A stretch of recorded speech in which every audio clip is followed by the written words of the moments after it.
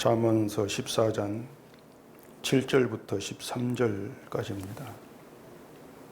너는 미련한 자의 앞을 떠나라. 그 입술에 지식이 있음을 보지 못함이니라. 슬기로운 자의 지혜는 자기의 길을 아는 것이라도 미련한 자의 어리석음은 속이는 것이니라. 미련한 자는 죄를 심상히 여겨도 정직한 자 중에는 은혜가 있느니라. 마음의 고통은 자기가 알고 마음의 즐거움은 타인이 참여하지 못하느니라. 악한 자의 집은 망하겠고 정직한 자의 장막은 흥하리라. 어떤 길은 사람이 보기에 바르나 필경은 사망의 길이니라. 웃을 때에도 마음에 슬픔이 있고 즐거움의 끝에도 근심이 있느니라. 아멘. 기도하겠습니다. 저희가 말씀을 보지 아니하면 이 세상의 실상들 또한 우리의 실상들을 알 수가 없습니다. 오늘 이 시간도 말씀 안에서 우리가 이 세상을 어떻게 봐야 될 것인가를 알게 하시고 말씀이 가르친 그대로 우리를 보고 또한 세상을 바라보는 그런 지혜에 있는 저희가 되게 해주시옵소서. 예수님 이름으로 기도합니다. 아멘. 기독교인들은 기본적으로 이 성경에 있는 모든 내용들을 사실이다 이렇게 받아들이고 있습니다. 성경에 있는 어떤 내용도 이건 허황되다, 거짓이다, 과장되었다 그렇게 생각지를 않는다는 거죠. 하나님이 홍해 바다를 갈라지게 하셨다든가 또 태양과 달을 멈추게 했다 그런 이야기도 그건 하나님께서 행하신 기적, 사실이다. 그렇게 의심 없이 받아들인다는 거죠. 그러한 내용들은 기독교인이 아닌 사람들에게는 터무니없는 이야기로 들릴 수밖에 없습니다. 인간의 어떤 이성으로도 또 과학적으로도 논리적으로 생각해 봐도 일단 하나님의 존재부터 믿을 수가 없는 그런 이야기죠. 근데 그런 하나님이 바다를 갈라지기 위해서 이스라엘을 애국 군대로부터 구해냈다. 또 태양과 달을 멈추게 했다. 이런 이야기는 그냥 기독교인들 성경에 있는 이야기, 신화와 같은 이야기 이렇게 간주하는 것입니다. 그러면서 너희는 믿어라, 난 안 믿겠다. 그런 반응이죠. 그런데 그렇게 성경 이야기를 허황된 것도 아니고 과장된 것도 아니고 사실 그대로다. 이렇게 믿는 것이 믿음이냐 하면 사실 그건 아닌 겁니다. 성경이라고 하는 것은 사실로 믿어라 이것을 요구하지를 않는다는 얘기죠. 가령 11조도 안식일도 성경에 있는 말씀이니 그대로 지키는 것이 믿음이다 이렇게들 얘기를 하고 있습니다. 유대인의 믿음이 그런 사고방식이었고 지금의 기독교인들도 믿음을 그렇게들 이해를 하는 경우가 굉장히 많죠. 11조 안식일은 성경에 있는 것이기 때문에 성경에 있는 그대로 행하는 것이 믿음이야. 그렇게들 얘기를 하고 또 받아들인단 말입니다. 그런데 예수님의 말씀은 전혀 그것이 아니었거든요. 오히려 유대인들이 말씀에서 중요한 것을 버렸다. 이렇게 책망을 하신단 말입니다. 마태복음 23장 봐보십시다. 마태복음 23장 23절입니다. 화 있을진저 외식하는 서기관들과 바리새인들이여 너희가 박하와 회양과 근체의 11조는 들이되 율법에 더 중한 바 정의와 공율과 믿음은 버렸도다. 그러나 이것도 행하고 저것도 버리지 말아야 할지니라. 맹인된 인도자여 하루 살리는 걸러내고 낙타는 삼키는도다. 이렇게 서기관 바리새인들의 믿음을 책망을 하시는 것인데 예수님은 그러죠. 율법에서 중요한 것은 그걸 그대로 행하는 행함 그게 중요한 것이 아니고 정의와 공율과 믿음이다. 그렇게 얘기를 한단 말입니다. 근데 바리새인들은 그 정의와 공율과 믿음은 버리고 박하와 회양과 근치의 11조는 드렸다. 그런 얘기죠. 쉽게 말해서 자기의 수입에서 11조는 드리는데 중요한 정의, 공율, 믿음은 버리더란 얘기입니다.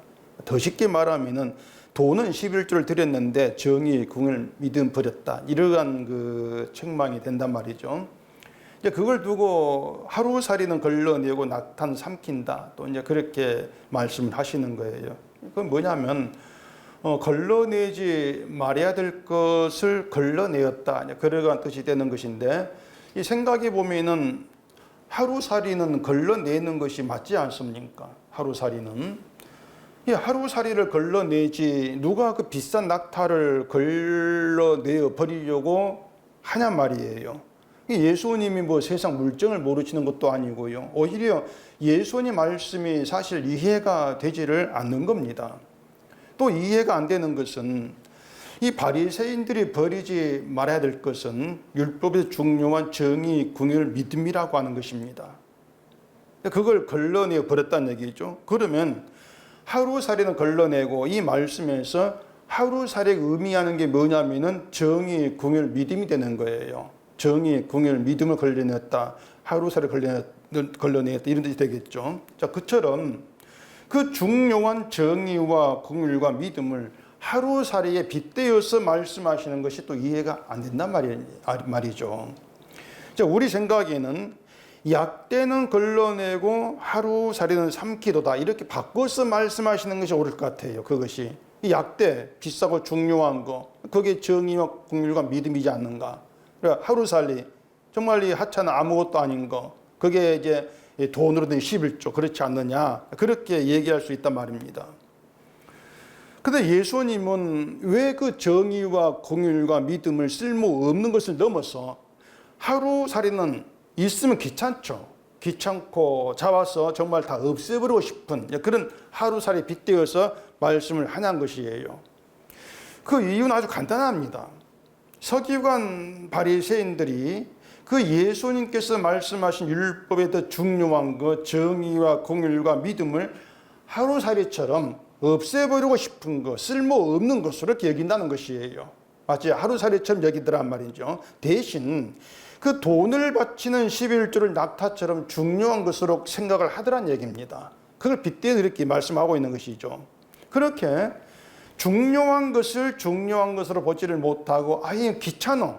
이건 없애버리고 싶은 그런 하루살이로 경멸하는 그렇게 아주 대수롭지 않게 여기는 그들을 가리켜서 맹인된 인도자 이렇게 말씀하십니다. 너희가 맹인이야 그것이죠. 중요한 것을 중요한 것으로 알아보지 못한 그게 맹인 아니냐. 이건 지금의 교회 사정도 다르지 않단 말이에요. 이 교회가 11조를 중요하게 생각을 하죠. 신자에게 없으면 안 되는 신앙의 행위로 가르치고 있는데 그 이유는 한마디로 말해 돈 때문이지 않습니까? 돈이 목적이란 얘기죠. 교회가 11조를 가르칠 때 그 11조에서 정의와 궁율과 믿음을 가르치는 걸 여러분 들어보시냐 말이에요. 11조에서. 물론 11조를 믿음으로 연결시키겠죠. 11조의 정의, 또 궁율, 믿음. 11조의 중요한 것은 돈이 아니고 정의와 궁율과 믿음입니다. 이렇게 말을 하고 있냐 말이에요. 그렇게 말을 하지 않고 있거든요. 그러니까 정의와 궁율과 믿음이 중요한 11조, 돈은 11조가 아닙니다. 이러한 그 11조는 그 복음에서 아니고는 나올 수 없는 말이에요. 인간의 어떤 그 지식으로는 그런 말이 못 나온단 말입니다. 그래 11조를 얘기한 교회에 정말 뭐 99.9%, 99%는 돈을 바치는 11조를 가르치지 이 정의와 궁율과 믿음의 실조를 안 가르칩니다. 거의 다 그럴 거란 말이에요. 11조의 중요한 것, 율법의 중요한 것이 정의와 궁율과 믿음이라는 것 자체를 아예 모르고 있죠. 자, 그렇다면 이런 사람들이 성경을 이제 율법이 중요한 것을 모르는 사람들이 그 성경의 모든 이야기는 사실입니다. 이렇게 받아들인다고 해서 그게 성경을 진리의 말씀으로 믿고 생명으로 받아들이는 것이라고 할 수 있냔 말이에요. 그렇게 말할 수 없단 말입니다. 성경이 얘기하고 있는 것은 그런 사실을 믿으라는 것이 아니라는 얘기죠. 인간의 이성으로는 믿을 수 없는 놀라운 기적들을 사실로 인정한다고 해도 그 정의와 궁율과 믿음을 버린다면 진리를 믿는 것이 아니다. 그게 성경 이야기란 얘기예요.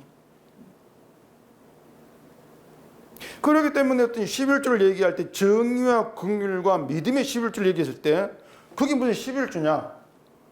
그렇게 이제 무시하는 것이 이 말씀을 가볍게 대하는, 조롱하는 그런 의미가 되어지는 거예요. 하나 더 얘기해 보십시다. 출애굽기 14장입니다. 출애굽기 14장 13절입니다. 모세가 백성에게 이르되 너희는 두려워하지 말고 가만히 있어서 여호와께서 오늘 너희를 위하여 행하시는 구원을 보라. 너희가 오늘 본 애굽 사람을 영원히 다시 보지 아니하리라. 여호와께서 너희를 위하여 싸우시리니 너희는 가만히 있을지니라. 자, 이스라엘 백성이 홍해 앞에 도착을 했는데 애굽 군대가 쫓아오지 않습니까? 이제 백성들이 두려워서 여호와께 부르짖고 모세에게 왜 우리를 애굽에서 이끌어내어서 여기 이끌어 죽게 하느냐 이렇게 원망을 한단 말입니다. 모세는 한 말이 여호와께서 싸우시리니 너희는 가만히 있으라는 거예요. 가만히 있으라는 것은 백성들이 가만히 있지 않고 뭔가를 했다는 뜻이거든요. 가만히 있는데 가만히 있어 이렇게 말하지 않을 거란 말입니다. 뭔가 했어요. 그러니 가만히 있으라 나오는 거예요. 뭘 했냐 하면은 그 이스라엘 백성들이 애굽 군대와 싸우려고 한 것이 아니에요. 그들이 한 것은 하나님께 부르짖고 모세를 원망한 것입니다. 그럼 가만히 있으라는 것이 단순히 하나님께 부르짖지 마라, 원망하지 마라 이러한 뜻이냐면 그것이 또 아닌 거예요. 그 백성들이 하나님께 부르짖고 원망을 했다는 것이 그 의미가 뭐냐면은 자기들의 생각과 지금 주어진 현실이 다르다는 것입니다. 백성들이 애굽에서 나오면서 뭘 이제 예상을 했겠냐면은 애굽의 공세 끝났고 이제 하나님께 자기들 편안한 그 삶으로 있게 우리를 인도할 거야. 그래서 그렇게 예상을 하고 기대를 했을 거란 말이죠.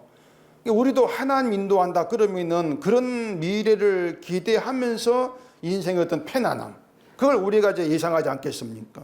그런 점에서 가만히 있으라 이러한 의미가 뭔가 하면은 부르짖고 원망한 행위를 그쳐 하지 마 그 뜻이라기보다는 이스라엘을 애굽에서 이끌어내신 하나님의 그 뜻이 애굽 군대로 인해서 방해받거나 어그러지지 아니하는 그 뜻이에요. 가만히 있으라는 것은 그러니까 너희의 그 뜻을 위해서 너희의 미래를 위해서 하나님이 너희 이끄는 것이 아니라는 것입니다. 하나님의 뜻은 너희를 세워서 뭔가를 이루려고 하시는 것인데 그 일이 애국 군대로 인해서 방해받지를 않아. 근데 가만히 있어. 여호와가 싸우실 거야. 이러한 뜻이란 얘기죠. 하나님이 싸우신다고 하는 거 단지 이스라엘을 애국 군대에서 지켜내기 위해서 싸우신다는 것이 아니고 하나님의 일을 위해서 애굽에서 이끌어낸 이스라엘을 하나님의 뜻을 지키기 위해 싸우신다. 이런 의미가 되어지는 거예요. 자, 그러면은 신자가 가만히 있지 않는 것이 뭐가 된가 하면은 하나님의 뜻을 위해서 부름받은 것이 신자라. 이런 생각이 없고 자기를 위해서 여호와를 부르짖는 것이 가만히 있지 않은 거란 말입니다. 가만히 있으라는 것은 기도하지 이 뜻이 아니에요. 너를 위해서 부르짖는 거 이건 하나님 일이 아니란 얘기죠. 가만히 있으라는 거예요. 결국에 내가 하나님의 뜻을 위해 부름받았어 이런 생각이 없는 그런 사람들은 하나님 믿으면서 자기가 원한 인생을 기대하고 예상할 수밖에 없단 말이에요. 그리고 자기를 위해서 하나님을 잡고 부르짖을 것인데 그게 가만히 있지 않은 죄가 된단 말입니다. 그게 죄란 말이에요. 자, 그런데 그렇게 자기를 위해서 하나님을 부르짖는 거 이게 가만히 있지 않는 죄야 이렇게 얘기했을 때 그걸 죄로 받아들일 사람이 누가 있겠냐 말입니다. 아, 그게 죄구나 이렇게 인정할 사람은 사실 없는 거예요. 돈으로 바치는 11조가 중요하고 그렇게 11조에서 내가 복받는 게 중요하고 정의와 긍휼과 믿음 이것은 내게 뭐 별 쓸모가 없는 하루살이 그렇게 생각하는 사람들이 가만히 있지 않은 죄 그걸 죄로 인정하지를 않죠. 그걸 죄로 알아먹지도 않는 거예요. 이제 그런 인간을 두고 구절서 말한 게 이겁니다. 미련한 자는 죄를 심상히 여기도 정직한 자 중에는 은혜가 있느니라 그거예요. 심상히 여긴다고 하는 것은 업신여기고 조롱한다 그 뜻이거든요. 죄를 가볍게 여기고 대단하지 않는 것으로 생각하는 겁니다. 그게 죄를 심상히 여기는 거예요. 이게 바로 죄를 모르는 자의 죄에 대한 태도란 것입니다. 죄를 모르니까 죄를 말해줘도 그게 무슨 죄야? 심상 여기는 거, 조롱을 하는 거죠. 그게 죄라고? 사무엘상 12장에서도 사무엘이 너희는 이제 가만히 서서 여호와께서 너희 목전에서 행하신 이 큰 일을 보라 이런 말을 했거든요. 가만히 서서 여호와께서 너희 목전에서 너희 눈앞에서 행하는 그 큰 일을 좀 봐봐. 그렇게 말한 겁니다. 이게 이스라엘 백성들을 야단치는 말이었는데 왜 이런 책망을 하는가 하면은 자, 이스라엘이 왕을 세워달라겠어요. 왕을 세워달라. 그렇게 왕을 구했던 그 의도가 뭐냐면은 능력이 있는 그 지도자다운 왕을 이제 우리 세워주면은 우리도 이방 나라처럼 불강해지고 힘 있는 그런 안정적인 나라가 될 수 있다고 그렇게 생각을 한 겁니다.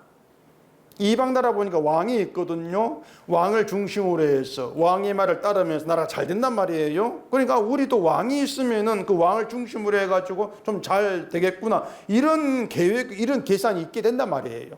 그래, 왕을 세워달라. 이렇게 이제 구하는 것이죠. 결국 그들 발상은 이겁니다. 왕 한 사람 잘 세워가지고 다른 나라에 비해서 흔들리지 않고 지지 않는 나라가 됩시다. 그 뜻이었죠. 이걸 뒤집어 생각하면은 지금까지 이스라엘과 함께하고 이끌었던 하나님은 힘이 안 된다는 것이에요. 하나님은 우리 힘이 안 된다. 왜? 이방 나라에서 부강한 나라가 되지를 못하고 있으니까 하나님으로는 안 되겠다는 거예요. 하나님이 힘도 안 되고 평안도 되지 않으니까 왕을 세워서 평안을 찾고 나라다운 나라를 만들겠다는 것이죠. 그들에게 사무엘이 하는 말이 가만히 서서 여호와께서 너희 목전에서 행하는 큰 일을 보라고 책망한 거란 말입니다. 그 말이 뭔가 하면은 지금 너희들에게 하나님의 큰 일을 행해주고 있다는 것이죠. 근데 왜 그걸 못 봐? 그 뜻이란 말입니다. 하나님의 큰 일이라고 하는 것은 이방 나라처럼 너희를 힘 있는 나라 되게 하는 것이 아니고 평안으로 만든 것이 아니고 다른 일이란 말이에요. 다른 큰 일이 있는데 왜 그 큰 일을 보지 못하고 그냥 평안을 찾느냐? 여호와의 큰 일은 너희에게 다른 어떤 그 세상에 평안을 주는 그런 큰 일이 아니라는 것이죠. 그 여호와가 행하신 큰 일이 뭔가 하는 것은 사무엘상 뒤 내용을 보면 알 수 있거든요. 그 뒤에 보면은 사무엘이 여호와께 기도해 가지고 우리와 비를 이제 보내신단 말입니다. 그 일로 백성들이 이제 두려움이 있게 되는 거예요. 찾아보십시다. 사무엘상 12장입니다. 사무엘상 12장 19절. 모든 백성이 사무엘에게 이르되 당신의 종들을 위하여 당신의 하나님 여호와께 기도하여 우리가 죽지 않게 하소서. 우리가 우리의 모든 죄에 왕을 구하는 악을 더하였나이다. 사무엘이 백성에게 이르되 두려워하지 말라. 너희가 과연 이 모든 악을 행하였으나 여호와를 따르는 데에서 돌아서지 말고 오직 너희의 마음을 다하여 여호와를 섬기라. 돌아서서 유익하기도 못하며 구원하지도 못하는 헛된 것을 따르지 말라. 그들은 헛되니라. 여호와께서는 너희를 자기 백성으로 삼으신 것을 기뻐하셨으므로 여호와께서는 그의 크신 이름을 위해서라도 자기 백성을 버리지 아니할 것이요. 이렇게 얘기를 하고 있는데 지금 이 백성들이 사무엘에게 우리의 모든 죄의 왕을 구하는 악을 더했다. 이걸 알게 됩니다. 어떻게 알게 되냐면은 우리와 그 비를 이제 보내서 그게 하나님의 어떤 그 죄에 대한 심판 이렇게 보게 하는 것이죠. 그게 두려움이 된 거란 말이에요. 그런 것을 통해서 우리가 모든 죄의 왕을 구한 악을 더했구나. 이걸 알게 된단 말입니다. 그러면서 여호와께 기도해서 우리가 죽지 않게 해달라 요청을 한 거예요. 하나님 심판은 우리가 죽는다. 그렇게 생각이 된 것이죠. 자, 모든 죄에다가 더 악을 더했다면은 그 마땅한 것은 하나님의 진노로 인한 심판이란 말입니다. 그걸 의식했었기 때문에 죽지 않게 해달라. 그렇게 요청을 했겠죠. 그리고 그 하나님의 심판 앞에서는 부강하다는 것도 돈이 있다는 것도 평안이 되지를 못하는 거예요. 심판 앞에서는. 근데 사무엘은 두려워하지 말라 이렇게 말하면서 너희가 모든 악을 행하였으나 여호와를 다른 데서 돌아서지 말라 이렇게 얘기를 하고 있단 말입니다. 모든 악을 행하였는데 여호와를 따르는 데서 돌아서지 말아라. 앞뒤가 안 맞아요. 모든 악을 행하지를 않아야만이 여호와를 따르는 거. 우린 그렇게 이제 인식하기 쉬운데 사무엘은 모든 악을 행했지만 너희는 지금 여호와를 따르는 데 있어. 그 말이에요. 악을 행했지만. 결국 돌아선다는 게 뭐냐면은 너희를 구원하지도 못할 그 악을 행한 그 죄에서 구원하지도 못할 헛된 걸 따르는 것을 돌아서는 거예요. 그것이. 그럼 여기에서 말하는 구원은 죄에서의 구원입니다. 악을 행한 죄에서 구원하는 것이 구원이죠. 모든 죄에 왕을 구하는 그 악을 더한 죄에서 구원되지도 못할 헛된 걸 따르는 거기에서 돌아서라는 거예요. 여호와를 따르는 거기에 그대로 있으라는 얘기죠. 이 돌아서는 것이 무슨 뜻이냐면은 자기 백성을 버리지 아니하는 하나님의 자비와 궁기를 믿지 않는 겁니다. 그게 돌아서는 거예요. 그러니까 지금 여호와가 이스라엘 목전에 행하시는 그 큰 일이 뭐냐면요. 모든 죄에 왕을 구하는 악을 더한 이스라엘이라 할지라도 그들을 자기 백성으로 삼으심을 기뻐하시면서 하나님의 이름을 위해서 그들을 버리지 않으시는 것. 이게 여호와의 큰 일이다 그 말입니다. 그러니 악을 행하는 자가 여호와를 따르는 그 길에 있는 것이죠. 악을 행함에도 불구하고 나를 버리지 아니하는 것. 그걸 믿는 것이 여호와를 따르는 것이에요. 이스라엘이 이런 하나님의 크신 일 속에서 지금까지 나왔다는 겁니다. 그게 뭐냐면 그 하나님이 행하신 크신 일이 아니었다면 이스라엘이 이미 홍해 바다에서 몰살당해야 될 그런 존재밖에 안 된다는 얘기죠. 이미 몰살당했어야 돼. 이미 진노와 죽었어야 돼. 그 뜻이란 말이에요. 왜냐하면 그 죄라는 것이 왕을 구하는 그것만 죄가 된 것이 아니거든요. 모든 죄에 왕을 구한 죄를 더했다 이렇게 말하지 않습니까? 이미 그 전에 모든 죄가 있다는 거예요. 죄에 죄를 더한 것이죠. 일찌감치 심판을 받아야 될 인간이라는 것이란 말입니다. 그런 그들을 버리지 않고 여전히 내 백성이라고 하시면서 긍휼과 자비를 베푸시는 그게 우리에게 보이시는 여호와의 큰 일이다. 크신 일이다. 자, 그럼 우리는 그 여호와의 큰 일을 어디에서 보고 확인하고 체험하겠습니까? 어디에서? 십자가죠. 십자가에서 그 용서를 보여주시는 하나님의 자비와 긍휼을 우리는 체험하고 보게 되어지는 거예요. 십자가에 하나님의 자비가 있고 긍휼이 있죠. 그것만 있는 것이 아니고 우리의 죽음이 있습니다. 죽음이 있어야만이 자비와 긍휼이 확인되어지는 거예요. 드러나는 것이고 죽음이 없는 자리에서 자비, 긍휼 이건 의미가 없어요. 죽음이 있는 자를 버리지 아니하는 거. 분명히 죽어야 될 자를 버리지 아니하시고 용서하시고 여전히 백성이라 일컬으시는 거. 이게 자비와 긍휼이란 말입니다. 그게 십자가란 말이에요. 이스라엘이 왕을 세워서 세상에서 어떤 평안을 누리고 싶어 했던 것처럼 우리도 그렇지 않습니다. 내 평안을 위해서, 오직 내 평안을 위해서 항상 세상을 바라보고 그 세상에서 내 평안에 도움되는 거, 그 필요한 것을 하나님께 구하지 않습니까? 결국 이스라엘처럼 우리도 모든 죄에서 날마다 내게 평안이든 내게 필요한 것을 구하는 죄를 범하고 있어요. 그것이 죄에 죄를 더하고 살아가는 게 우리란 말입니다. 우리 역시도 하나님의 진노로 심판을 받고 지옥 갔을 존재란 말이 일찌감치. 지금 이 자리에 있으면 안 된단 말이에요. 하나님께서 우리를 부르실 때에는 죄에서 아주 착한 사람이었는데 신자 되거나 나빠졌다 이건 아니잖아요. 신자로 부를 때부터 이미 지옥 갔어야 될 존재를 부르신 거예요. 원래부터가 모든 죄에 악을 더하는 그런 인간밖에 안 되는데 그런 우리를 하나님께서 부르시고 백성으로 삼으시기를 기뻐하시더란 얘기입니다. 하나님의 그 기쁨은 변함이 없는 거예요. 지금도 기뻐하시는 거예요. 모든 죄에 악을 행하는 그런 우리를. 죄를 행하는 게 이쁘다는 것이 아니고 모든 죄에 악을 행하는 우리를 불러서 하시는 그 일이 하나님 기쁨이 된다는 얘기죠. 그게 뭡니까? 하나님의 공의와 자비를 나타내는 그게 하나님의 큰 일. 그게 기쁨이라고 하는 것이 하나님의. 그 일을 위해서 하나님은 지금도 우리를 버리지 않고 함께 하시고 의의 길로 인도해 가신다는 얘기입니다. 이것이 우리 목전에서 행하신 하나님의 크신 일이고 그 일의 완성품이 십자가다.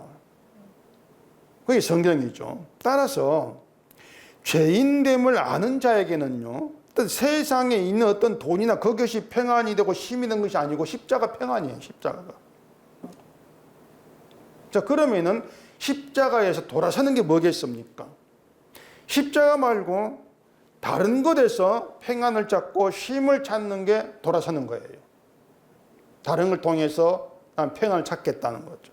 그게 뭐냐면은 기독교인들이 가장 잘하는 겁니다. 아주 잘하는 거. 바르다고 여기는 거.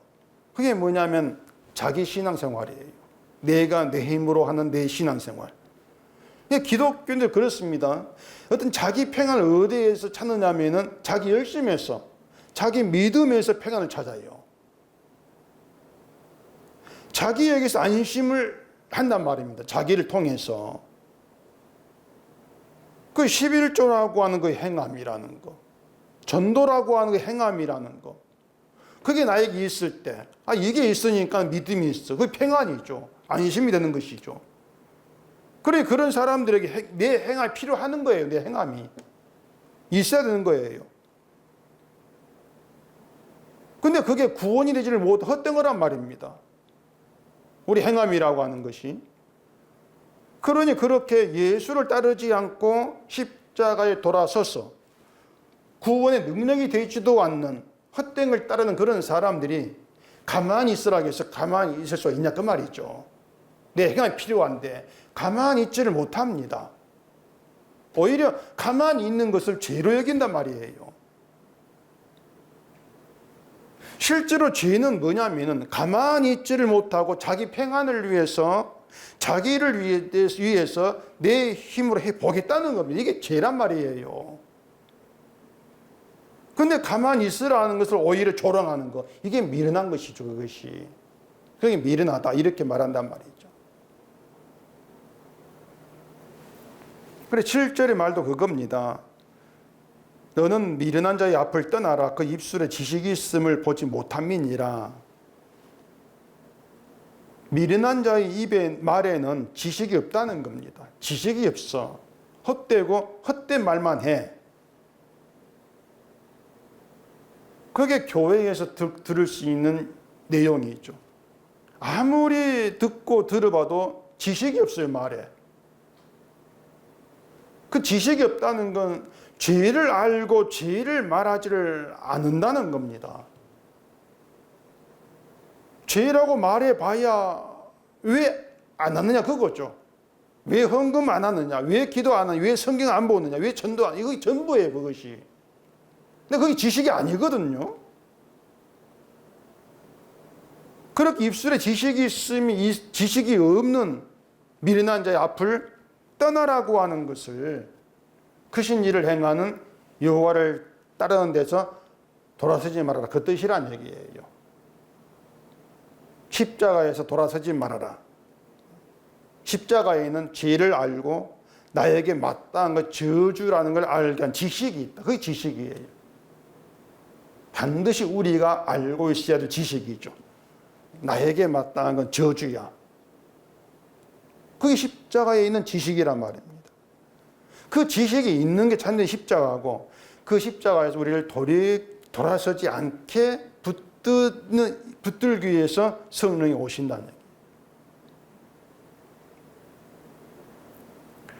그 12절도 그런 얘기합니다.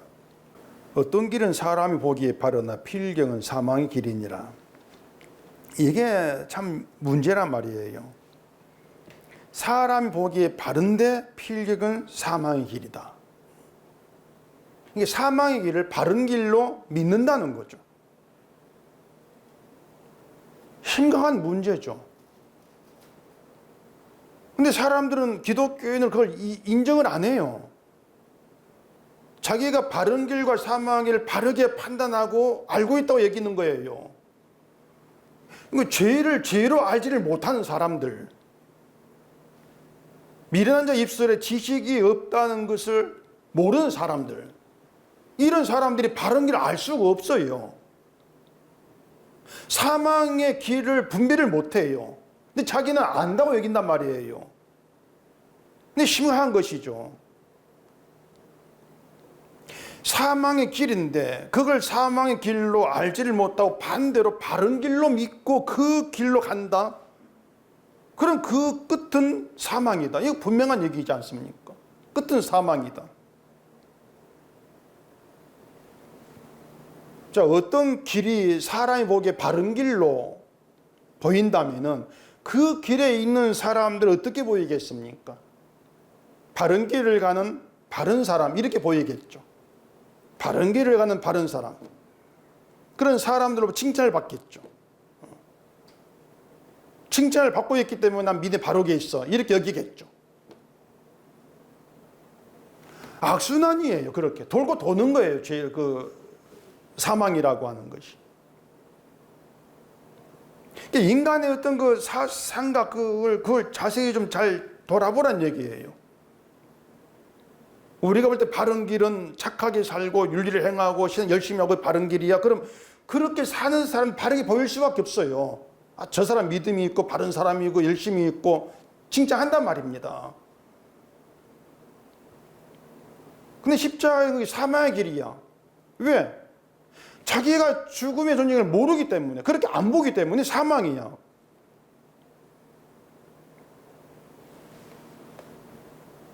근데 자꾸 이 신앙이라고 하는 것을 행함이 있어야 바른 신앙, 이렇게 생각을 한다면은 결국 행함이 있는 걸 바른 길로 여길 것이 분명할 것이고, 행함이 있는 그들을 바른 신자로 여길 게 아니란 말입니다. 근데 성경을 봐도 그렇게 바르게 행한 사람들을 바른 사람, 그렇게 인정한 성경이 없어요. 제가 볼 때는. 바르게 행한 사람, 대표적인 사람이 바리새인 서기관들인데 예수님이 그들을 바른 사람으로 인정한 적이 없단 말입니다. 왜 그걸 생각지를 않냐는 얘기죠. 결국은 사망의 길이 바른 길로 여기고 있다면은 결국 바른 길로 간다고 하면서 천국을 소망하겠지만 결국은 끝은 절망이 돼요. 끝은 절망이다.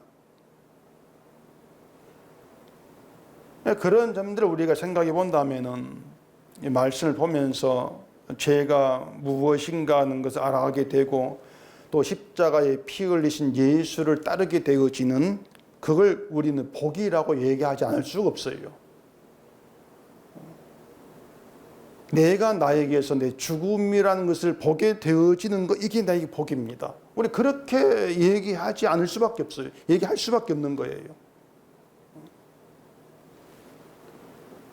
마태복음 12장에 서기관과 바리새인들이 예수를 찾아와서 표적을 보여달라, 이렇게 얘기합니다. 표적을 보여달라. 이게 뭐냐면 자기들이 내가 당신이 믿을 수 있게 기적을 좀 보여달라, 그것이죠. 그러니까 예수라고 한 당신 그 사람만으로는 믿지 못하겠다는 겁니다. 봐야 믿겠다는 것이죠. 지금의 어떤 믿음도 그것과 다르지가 않아요. 십자가만은 안 되겠습니다. 십자가만 가지고 안 되겠고 뭔가 체험하는 것이 또 보이는 게 있어야 되죠. 이렇게 나온단 말이에요. 십자가는 믿는데 그 믿음으로 인해서 내가 얻고 내가 누리는 뭔가 이득이 있어 믿지 않겠냐는 것이죠. 그걸 보여달라는 것이에요. 죄 용서도 알고 하나님의 자비 다 아는데 그것만 가지고 세상 살아가는 무슨 도움이 되냐고 하는 얘기죠. 그게 무슨 소용이냐는 것이에요. 그래서 사람들이 하나같이 바르게 여기는 것은 세상에 도움이 되고 내게 이득이 되는 그런 믿음입니다. 그걸 바르게 여기는 것이죠. 그런 바른 길이라고 하는 것이 마귀가 준비한 길이라고 하는 것을 알지를 못하고 좋다고 가다가 끝에 가서 만나는 게 사망이란 말이에요. 끝에가 만나는 게. 예수님은 그렇게 표적을 구하는 것을 악하고 음란한 세대 이렇게 말씀했습니다. 악하고 음란한 세대다. 그러면서 선제 요나의 표적밖에는 보일 표적이 없다 이렇게 말씀하지 않습니까? 그 요나가 물고기 뱃속에서 죽음을 경험했어요. 물고기 뱃속에 3일 동안 있다가 이제 나왔는데 우리에게는 예수님의 죽음과 부활에 있는 십자가가 참되고 유일한 표적입니다. 십자가 말고 내 이득이 되는 확실한 표적을 원한다? 그게 악하고 음란한 거예요, 그것이. 우리가 십자가 안에 들어와 있다면은 십자가 밖에 있는 사람들은 소망이 없는 죽은 자로 보이게 되어 있습니다. 그러니까 우리가 예수 안에 있는 증거가 뭐지? 그걸 좀 알려면은 그 예수 밖에 있는 게 죽음으로 보여져야 돼요. 그렇게 보인다면 예수 안에 있다. 이렇게 얘기가 되어진단 말이에요. 지금 잘 나간다 할지라도, 아무리 잘 나간다 할지라도, 어떤 내가 행하는 것, 어떤 그걸 내 공로를 내세우면서 그걸 높이고 있는 그 모습이 사망으로, 죽음으로 보여지는 것, 이게 예수 안에 있는 거예요, 그것이. 그 요나가 물고기 뱃속에서 탈출한 게 자기 힘으로 스스로 탈출한 게 아니잖아요. 여호와께서 물고기에게 말씀하시고 물고기가 요나를 육지에 토해낸 겁니다. 요나 의지가 아니었거든요. 그러니까 하나님 말씀이 요나를 물고기 뱃속 죽음에서 토하게 한 거예요. 말씀이. 그 요나 경험이 뭐겠습니까? 하나님 말씀이 능력이 되어서 나를 죽음에 토해내게 했어. 나를 살렸어. 그게 요나 경험이죠. 그것보다 확실한 표적이 뭐가 있냐 그 말입니다. 말씀이 능력이 되어 살려낸 그 표적. 그것보다 확실한 게 뭐가 있어 그것이죠. 결국 그 예수님의 십자가가 뭐냐면은 십자가가 능력이 되어서 죽음에 갇힌 나를 죽음으로 하여금 토해내게 한 겁니다. 그게 십자가예요. 우리 의지도 아니고요. 그래서 십자가에 있는 자에게는 따로 챙겨야 될 복이라는 거 없어요. 또 따로 누려야 될 평안도 없어요. 십자가 평안이니까, 복이니까. 때문에 세상에 말하는 복이라는 건 도무지 복으로 다가오지도 않고요. 또한 사람들이 어떤 자기에게서 평안을 찾으려고 하는 것도 평안으로 다가오지를 않아요. 내가 이렇게 부지런히 하고 있으니까 나 믿음이 있어. 그걸 안심하는 거, 그게 믿음으로 보이지도 않는 거예요, 그것이. 십자를 알게 되어지면은. 그게 신자이기 때문에 신자는 세상에서 그냥 말씀의 능력을 믿는 데 살아갈 뿐이란 말입니다. 말씀의 능력이 되어서 그 말씀이 나를 죽음에서 토해내게 만들었어. 난 그걸 살았어. 그것뿐이에요. 그게 최고의 증거예요. 그것이 표적이고. 그 죄에 갇힌 자리에서 무엇이 나를 죽음에서 토하게 만들었지? 토하게 했지? 말씀이야. 그 말씀이 십자가구나. 난 십자가를 믿을 뿐이야. 그게 성도됨의 증거란 말입니다. 표적을 믿는 것이고. 그 외에 다른 것이라고 하는 건 우리가 있지도 아니고 있지도 않고 뭐 구할 필요도 없는 것이죠. 이미 십자가 자체가 완성이기 때문에 부족한 것이 없는 거예요. 뭔가 더 내가 체험을 할 필요가 있지 아니할까? 그게 마귀의 속셈인 것이죠.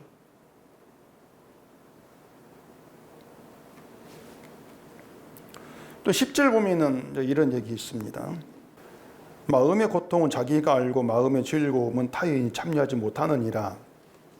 이 당연한 얘기거든요. 내 마음의 고통을 내가 알지 누가 알겠습니까? 내 마음의 고통인데 내 마음의 즐거움도 뭐 내 즐거움이지 타인이 참여할 수 없어요. 그러니까 누군가 내 마음에 들어와서 내 속을 들여다보고 참여하고 그럴 수 없단 말입니다. 고통도 즐거움 내 문제고 내 것이란 뜻이죠.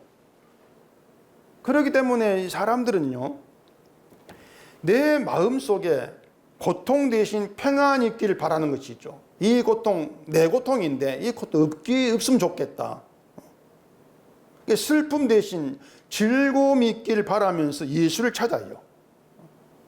그렇게 남의 고통을 알 수 없고 남의 즐거움이 참여할 수 없는 것이 우리인데, 그게 우리인데, 그런 우리가 예수님의 고통, 예수님의 고난, 예수님의 기쁨을 안다고 할 수 있냐 그 말입니다. 내 고통 남이 모르고 나밖에 모르는데, 나도 남의 고통을 알 수가 없는데, 내 즐거움 나만 알고 저 사람 즐거움 내가 참여할 수가 없는데, 그렇게 나만 아는 우리가, 내가 예수님의 고통, 고난 안다는 거짓말입니다. 우리는 알 수가 없어요.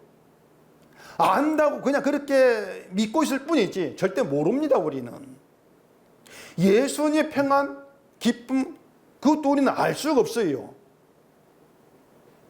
바꿔 말하면요, 예수님의 고난을 우리가 얘기한다 할지라도 내 고통이 더 크지 예수님의 고난이 더 크지를 않습니다. 우리는 내 마음의 고통이 더 큰 거예요. 우리는 그렇기 때문에 십자가 고난 받으신 피 흘린 예수 앞에 나와서 내 고통을 좀 해결하다 이렇게 나오지 않습니까? 예수님의 고난을 더 크게 여긴다면은 그 십자가 앞에 나와가 내 고통 끄집어내지를 못합니다. 감히 내 것보다 주님의 고통이 더 큰데 어떻게 내 걸 끄집어내요? 그러면서도 그걸 우리는 죄라고 여기지 않습니다. 십자가 앞에서 내 고통을 끄집어내고 고통 없애주고 즐거움 있게 해달라, 이 자체가 죄인데 그걸 죄로 여기질 않아요. 그러니 심상이 죄를 심상히 여기는 것이죠.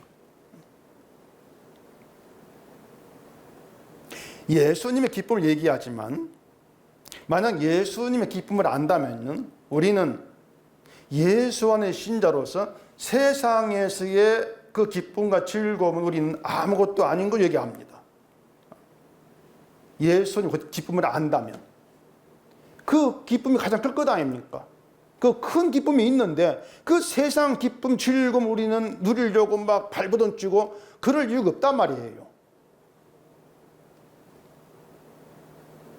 그런 점에서 우리는 안 된다, 늘 안 된다, 우리는 그렇게 우리를 알아볼 수밖에 없는 거예요. 그러니까 내 힘으로 하는 건 아무것도 없구나, 그렇게 알아가면서 그런 우리를 예수께 붙들어 놓고 예수를 따르게 하고 있는, 정말 뭔가 강력한 접착제처럼 우리를 예수께 붙들어 버리는, 그렇게 일하는 성령이 일하심.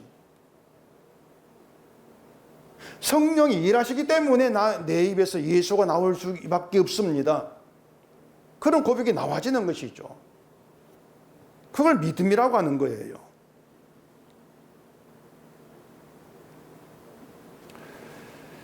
다시 말하지만 우리는 나만 생각합니다. 이건 정말 우리는 어떻게 해결을 못합니다. 나만 생각을 해요.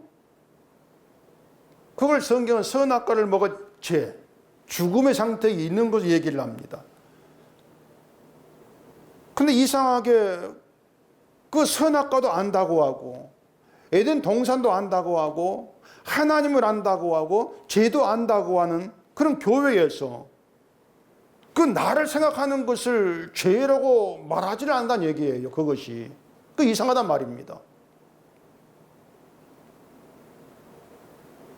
오히려 그런 나를 위해 살아가는 거, 나의 공로, 내 일을 붙드는 걸 죄로 여기는 그 예수를 싫어하죠. 그리고 싫어서 죽여버리는 것이죠. 오로지 내가 바르다고 생각한 내 길을 위해서도 예수란 말이에요. 내가 알고 있는 나의 바른 길을 위해서. 그래 예수를 죽인다. 그런데도 죄를 모른다. 그게 세상 현실입니다. 우리의 본심에는 예수가 있지를 않습니다. 그걸 알아주셔야 돼요. 내 본심이 예수가 있는 것이 아니고 내가 있다. 늘 내가 자리하고 있다. 그런 본심을 마귀가 늘 부추기는 거예요. 우리 본심을 알죠, 마귀가. 너를 위해 온 예수야. 너를 위해 죽은 예수야. 그러니까 너를 위해 믿어. 그렇게 속이는 거예요. 속인다는 얘기죠. 8절에 보면은 그런 얘기가 있어요. 슬기로운 자의 지혜는 자기의 길을 아는 것이라도 미련한 자의 어리석음은 속이는 것이니라. 미련한 자 앞에서는 속임을 당하는 것밖에 없습니다. 미련한 자 앞에 서서 난 안 속을래. 그럴 수가 없어요. 미련한 자 앞에 있다는 사자가 이미 속고 있다 그 말이에요. 이미 속고 있는 거예요. 교회가 그러죠. 열심히 기도하라 그러면서 기도하는 것이 영혼이 살아있다는 증거야. 이렇게 얘기합니다. 그 행함이 있는 게 믿음이 살아있는 증거야. 그런 얘기도 하죠. 아까 말씀드린 것처럼 내가 살아있다는 거. 내가 살아있다는 것을 나에게 있는 걸 통해서 자꾸 확인하고 있는 거예요. 내가 이렇게 하고 있어. 내가 살아있구나. 그렇게 자기에 대해서 안심하게 한 이것이 미련한 자의 속이는 것이다. 살아있다고 속인단 말이에요. 그러면 우리가 예수 앞에 있게 되면 확인되는 것이 뭐겠습니까? 살아있다는 것인가 죽었다는 것인가? 죽었다는 게 확인되는 거예요. 죽었다. 죄로 인해 죽었어. 그게 예수님 앞에서 확인된 우리의 실상이라는 말입니다. 근데 사람이 그런 말에 또 반박을 하죠. 아니 살았는데 예수를 살았는데 왜 자꾸 죽었다고 확인하느냐. 산 걸 확인해야지 이렇게 나온다는 얘기예요. 그게 자꾸 뭔가 나에게 유리한 그것에 자꾸 마음을 두는 것이에요. 죽었다는 것보다 살았다는 게 좋단 말입니다. 성경은 우리가 살았다는 게 중요한 게 아니고요. 죽은 우리 살리신 예수가 중요해요. 어떻게 살렸냐? 주의 피로 살렸어. 그 피가 하나님 자비와 긍휼이야. 그 자비와 긍휼이 증거되는 걸 중요하게 한단 말입니다. 때문에 우리를 늘 죽은 자로 보게 하는 거예요. 죽은 자, 죄에 삼킨 자 된 나. 그래서 죄에 삼킨 바 된 나를 예수의 피가 능력이 되어 죄의 토해내게 만들었어. 죽음에 갇혔다가 토해내를 받았다면 아이고 살았다. 그렇게 나가는 것이 아니고요. 아니 죽음이 나를 왜 토했지? 그렇게 나간단 말입니다. 내가 죽음에 갇혀 있는데 그 죽음이 나를 왜 토해내었는가? 그렇게 해서 예수의 피가 나의 생명과 능력이구나. 종착지로 우리를 도달하게 만드는 거예요. 예수의 피가 종착되게 한단 말입니다. 때문에 성도는요, 예수 안에 산 자죠. 산 자인데 내가 살았는가를 확인하지를 않아요. 왜냐하면은 예수님이 생명이고 예수 안에 있기 때문에 내가 살았다? 확인할 이유가 없는 거예요. 예수 안에 부른 바 이게 전부예요. 그걸로 끝나는 거예요. 그게 복이에요.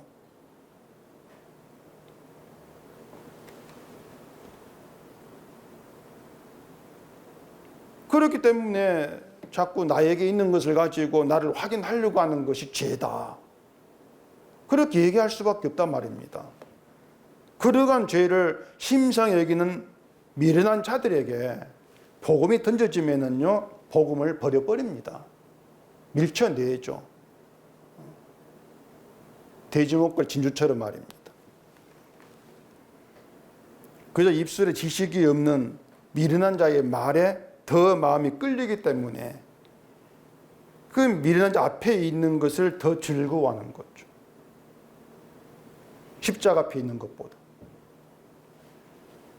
그렇게 오면은 성도는요, 십자가로 돌아와야 될 사람이라고 생각할 것이 아니고 이미 십자가 세워진 사람이 성도입니다.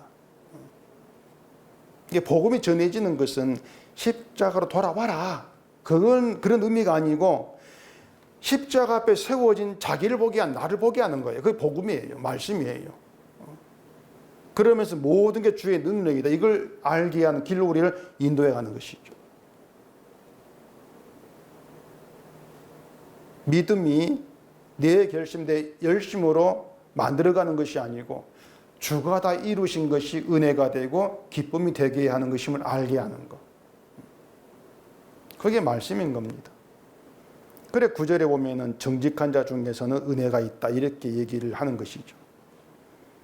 인간에 대해서 가장 정직한 것은 무엇으로도 의의 자리로 가지를 못하고 죄의 존재일 뿐이다. 이게 가장 정직한 것이죠. 이러한 정직한 자 중에 죄에서 구출된 주의 은혜가 있는 거예요. 그런 정직함 속에 가운데에. 그래서 성령 우리를 늘 정직하게 나오게 만들죠. 그게 죽음이라는 것이고. 그 11절에 악한 자의 집은 망하겠고 정직한 자의 장막은 흥하리라 이렇게 말하는데 악한 자의 집은 간단합니다. 자기의 힘으로 지은 자기 집이에요. 내 집이에요. 악한 자 집이에요. 그래 악한 자는 천국 가서도 내 공로로 얻은 내 집이 있다고 여기는 것이 내 상급, 내 집이 있어. 천국 내 집이 있어. 이렇게 여긴단 말입니다. 그러한 집은 없죠. 당연히 망하는 것이 무너지는 것이고 정직한 자에게는 자기의 집이 없어요. 내가 한 것도 없고 내 공로도 없으니까 내 집이 없고 다만 어떤 집이 있냐면 나 같은 죄인을 위해 피 흘리신 예수님 안에 있을 뿐이에요. 예수님이 장막이에요. 예수님이. 내가 지은 집이 아니고 예수님이 정직한 자의 집이다. 예수님의 공로가 집이 되는 것이죠. 그러니 장막이 흥한다고 하는 것은 예수님 안에 있게 되어지는 이미 흥한 것이죠. 그게 성도가 말입니다. 이러한 성도됨을 십자가 앞에 세워서 보게 하고 알게 하는 것이 말씀이고 성경이고 복음이란 말입니다. 우리가 알 수 없는 예수를 알게 하시고 우리가 모르는 죄도 깨달아 알게 하시고 내가 누구인가 알게 하시고 그러면서 십자가 앞에서 늘 나의 죽음을 보게 하시면서 예수님 생명이시다. 이걸 날마다 새롭게 깨달아 알아가게 하신다. 그러면서 예수를 따르는 대로 붙들어 놓으신다. 이게 주의 일입니다. 성령이 일하십니다. 그게 우리의 감사가 돼야 돼요. 그렇기 때문에 성도 내게서 그 어떤 것도 찾을 이유가 필요가 없는 사람이다. 이걸 잊으시면 안 돼요. 뭘 한다 할지라도 내가 한 걸 돌아볼 이유도 없다. 왜냐?